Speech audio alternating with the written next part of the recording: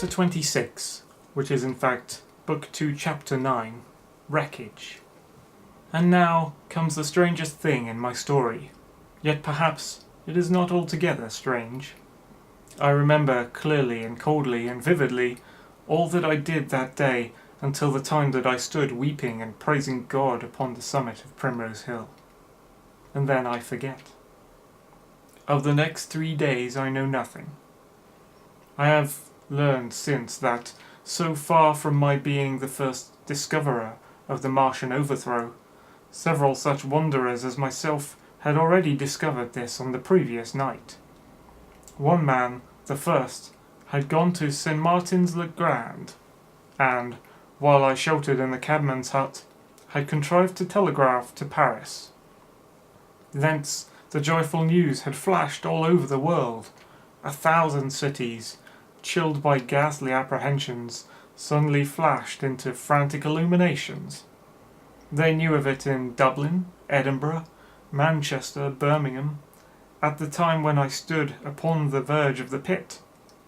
Already men weeping with joy, as I have heard, shouting and staying their work to shake hands and shout, were making up trains, even as near as Crewe, to descend upon London. The church bells that had ceased a fortnight since suddenly caught the news, until all England was bell-ringing. Men on cycles, lean-faced, unkempt, scorched along every country lane, shouting of unhoped deliverance, shouting to gaunt, staring figures of despair. And for the food, across the Channel, across the Irish Sea, across the Atlantic, corn, bread and meat were tearing to our relief. All the shipping in the world seemed going Londonward in those days. But of all this I have no memory. I drifted, a demented man. I found myself in a house of kindly people, who had found me on the 3rd day, wandering, weeping, and raving through the streets of St. John's Wood. They have told me that I was singing some insane doggerel about "the last man left alive, hurrah, the last man left alive." Troubled as they were with their own affairs, these people, whose name, much as I would like to express my gratitude to them, I may not even give here, nevertheless cumbered themselves with me, sheltered me, and protected me from myself. Apparently they had learned something of my story from me during the days of my lapse. Very gently, when my mind was assured again, did they break to me what they had learned of the fate of Leatherhead. 2 days after I was imprisoned, it had been destroyed, with every soul in it, by a Martian. He had swept it out of existence, as it seemed, without any provocation, as a boy might crush an ant-hill, in the mere wantonness of power. I was a lonely man, and they were very kind to me. I was a lonely man and a sad one, and they bore with me. I remained with them 4 days after my recovery. All that time I felt a vague, a growing craving to look once more on whatever remained of that little life that seemed so happy and bright in my past. It was a mere hopeless desire to feast upon my misery. They dissuaded me. They did all they could to divert me from this morbidity. But at last I could resist the impulse no longer, and, promising faithfully to return to them, and parting, as I will confess, from these 4-day friends with tears, I went out again into the streets that had lately been so dark and strange and empty. Already they were busy with returning people. In places even there were shops open, and I saw a drinking fountain running water. I remember how mockingly bright the day seemed as I went back on my melancholy pilgrimage to the little house at Woking. How busy the streets and vivid the moving life about me. So many people were abroad everywhere, busied in 1,000 activities, that it seemed incredible that any great proportion of the population could have been slain. But then I noticed how yellow were the skins of the people I met, how shaggy the hair of the men, how large and bright their eyes, and that every other man still wore his dirty rags. Their faces seemed all with one of two expressions: a leaping exultation and energy, or a grim resolution. Save for the expressions of the faces, London seemed a city of tramps. The vestries were indiscriminately distributing bread sent us by the French government. The ribs of the few horses showed dismally.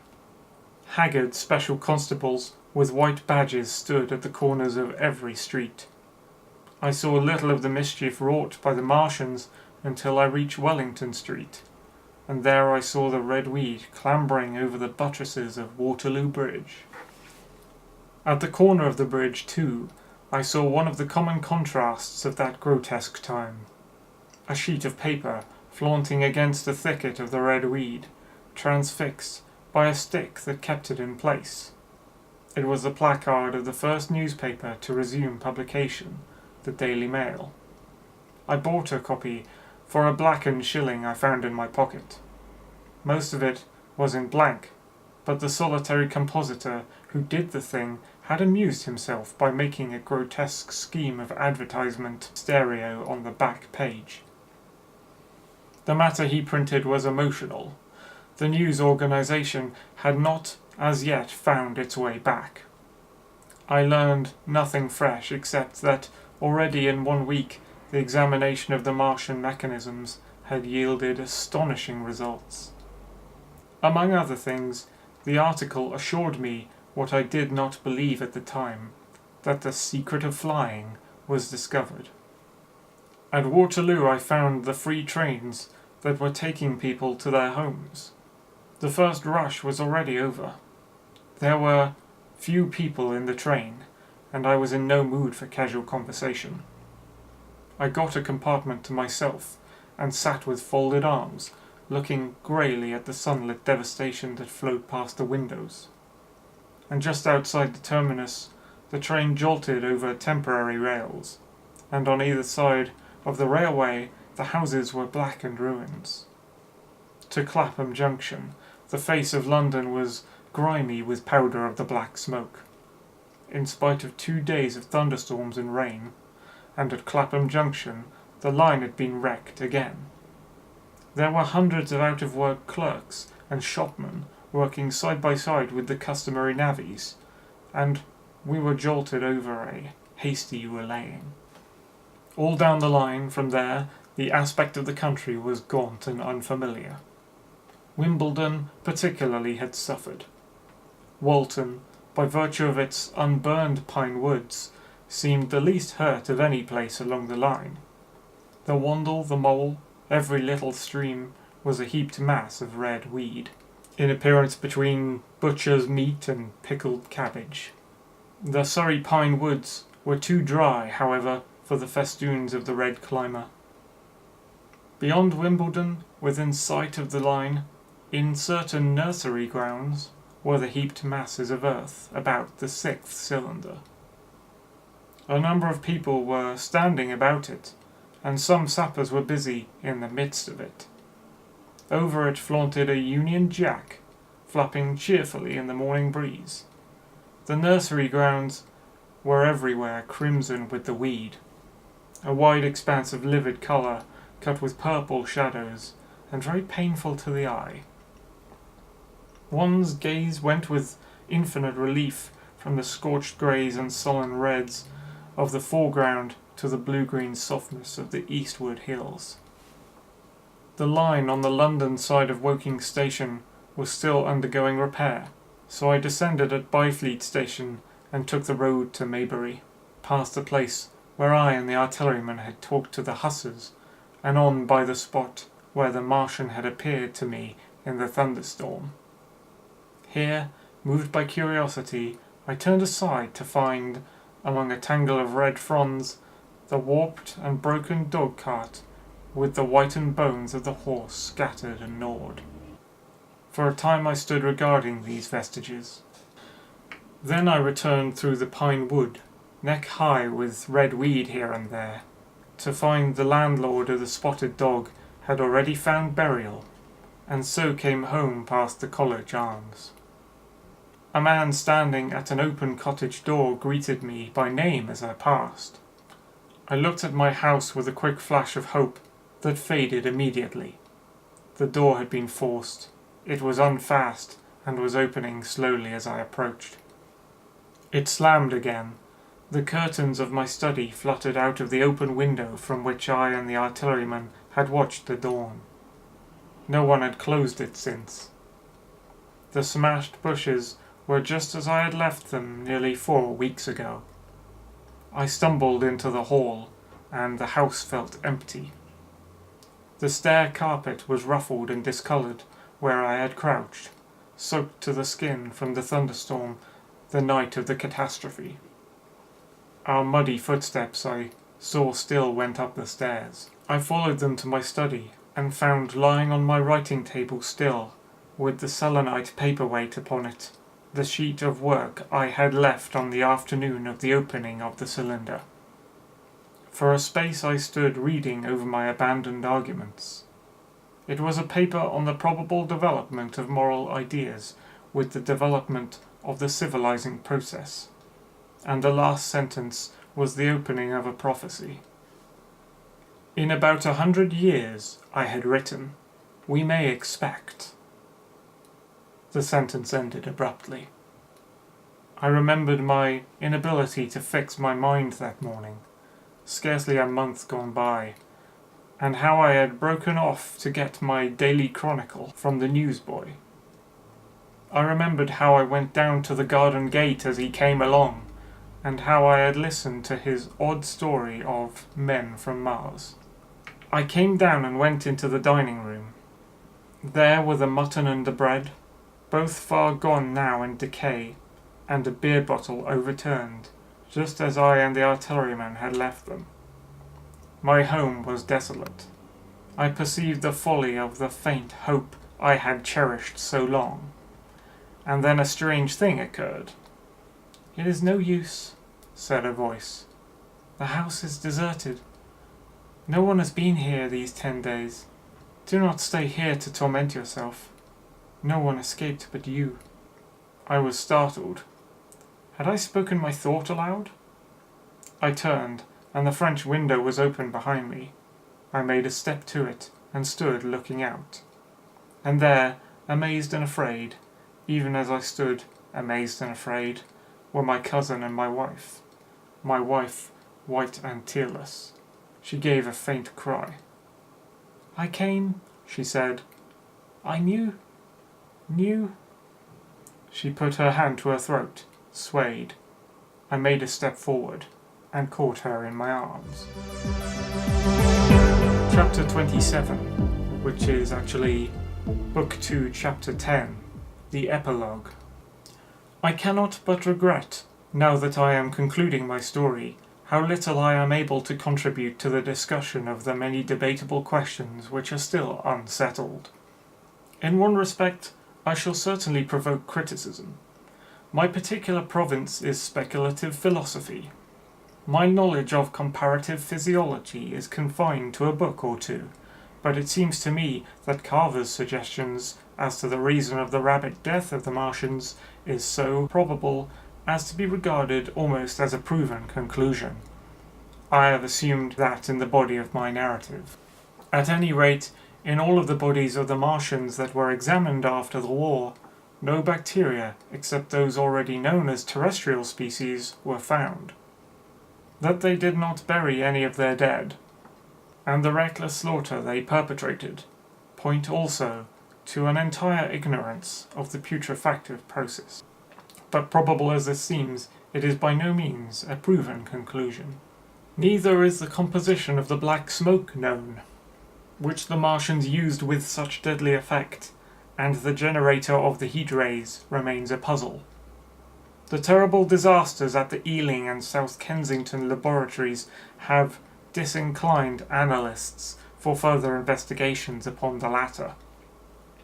Spectrum analysis of the black powder points unmistakably to the presence of an unknown element with a brilliant group of 3 lines in the green, and it is possible that it combines with argon to form a compound which acts at once with deadly effect upon some constituent in the blood.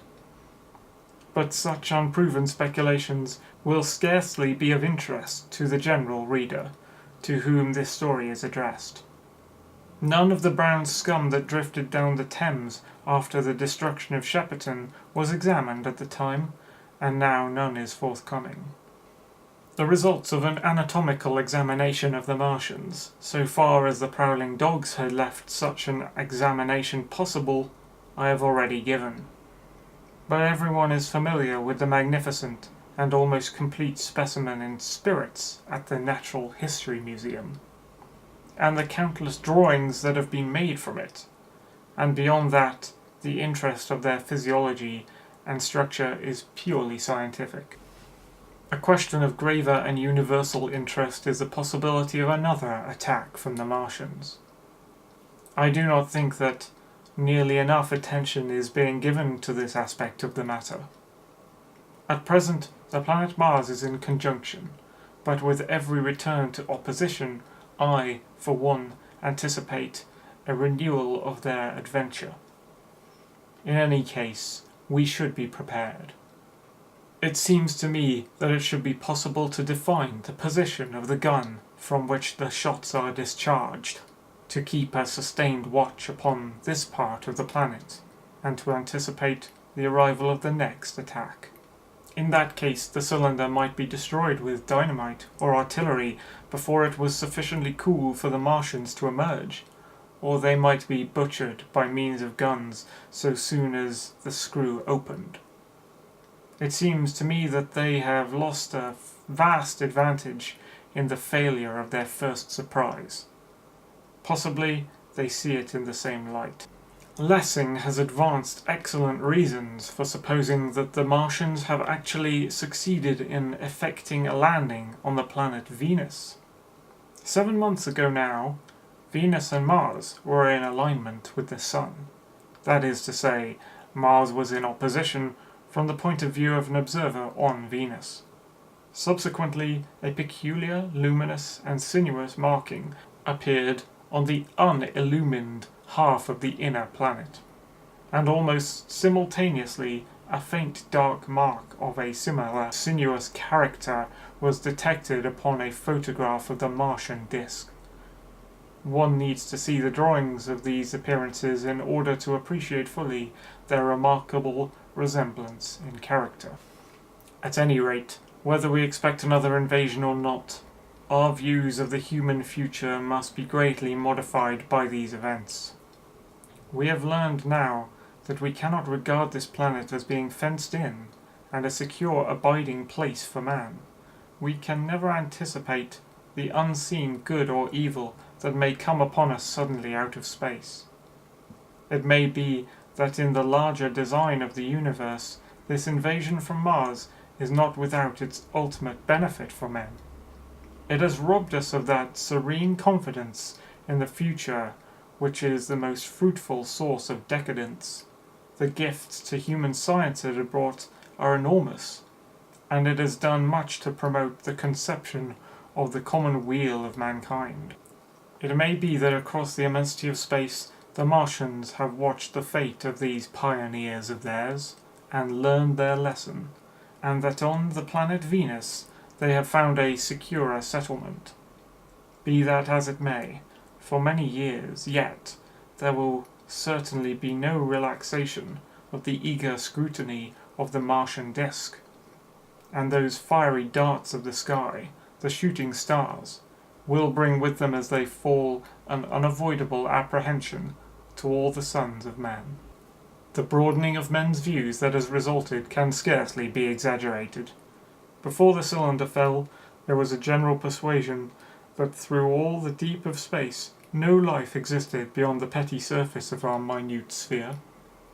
Now we see further. If the Martians can reach Venus, there is no reason to suppose that the thing is impossible for men.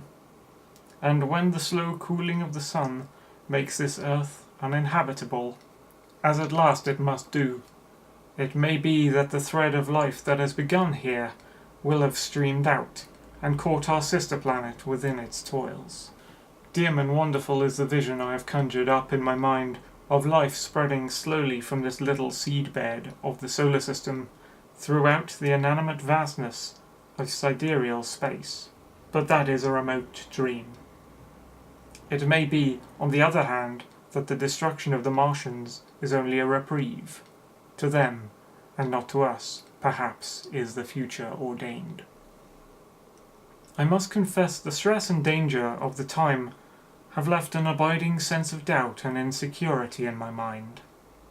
I sit in my study, writing by lamplight, and suddenly I see again the healing valley below set with writhing flames, and feel the house behind about me empty and desolate.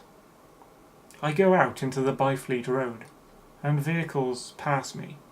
A butcher boy in a cart, a cab full of visitors, a workman on a bicycle, children going to school, and suddenly they become vague and unreal.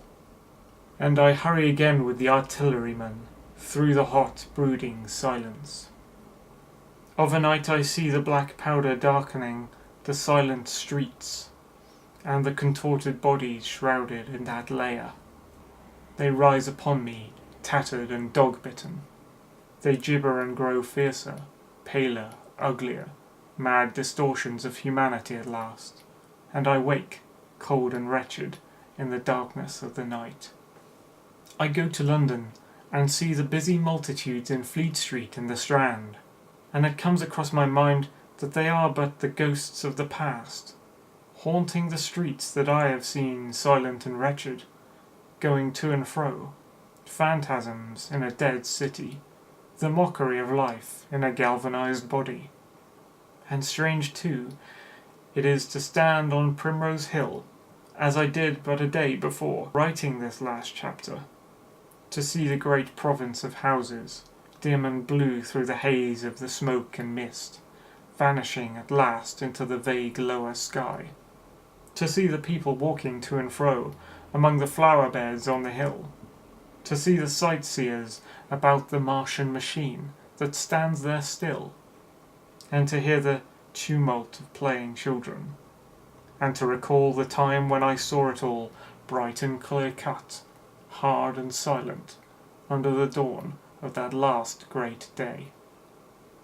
And strangest of all it is to hold my wife's hand again, and to think that I have counted her, and that she has counted me, among the dead.